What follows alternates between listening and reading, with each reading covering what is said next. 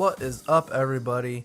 E3 2020 has been cancelled if you didn't already know, and I gotta say I'm pretty upset. This was the first year I actually was seriously considering attending, but in the grand scheme of things it isn't really a big deal, at least in terms of game announcements, especially with Nintendo. Most conferences now consist of video presentations anyway, and the ESA is pushing for developers and publishers to create video presentations this year. The big loss comes from not having the show floor open for fans and media to try out some of the great games that are coming this year.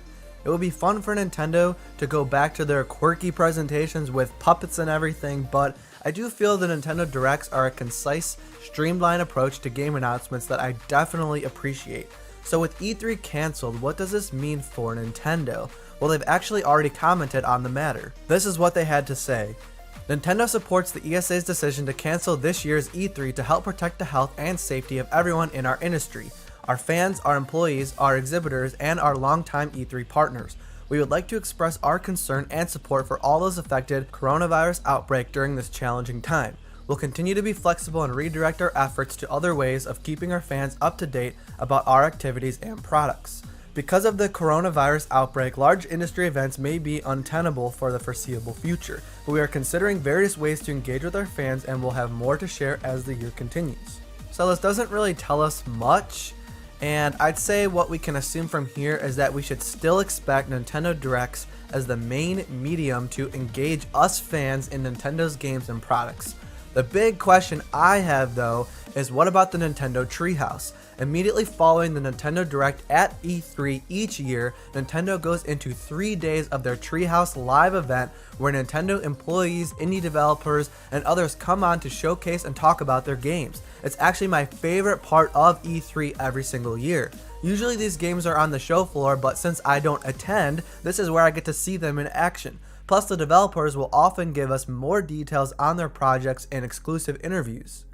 So with E3 cancelled, I think it's safe to say we will still get the Direct, but will we also get a Nintendo Treehouse event?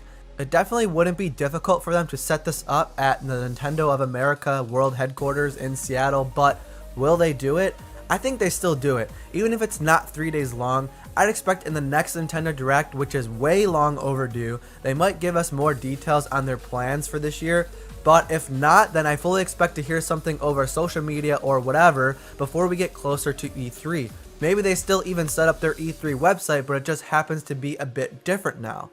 All things considered, I have been so depressed waiting to hear about what games are coming this year in the longest Nintendo Direct drought that we've ever had.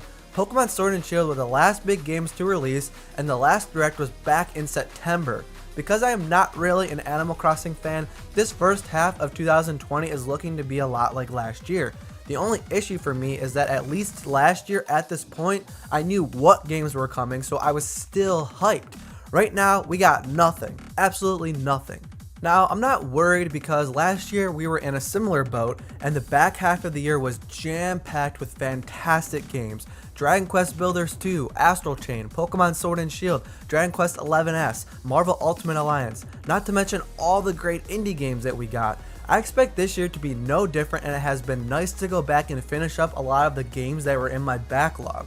There have been strong rumors of Xenoblade Chronicles Definitive Edition coming in May, so I hope that is true. But I really hope Nintendo pulls the curtain back on some of their plans for this year because it's really starting to bum me out. We could still potentially see Breath of the Wild 2, Pikmin 3, Pikmin 4, Metroid 4, Bayonetta 3, and so many other amazing titles. I'd say my 2020 predictions I made a while ago still hold up despite the Direct not happening yet, so be sure to give that video a watch. Now, as I'm recording this, I just saw over on Twitter that we are getting a 20-minute indie presentation tomorrow. Finally, the silence has ended.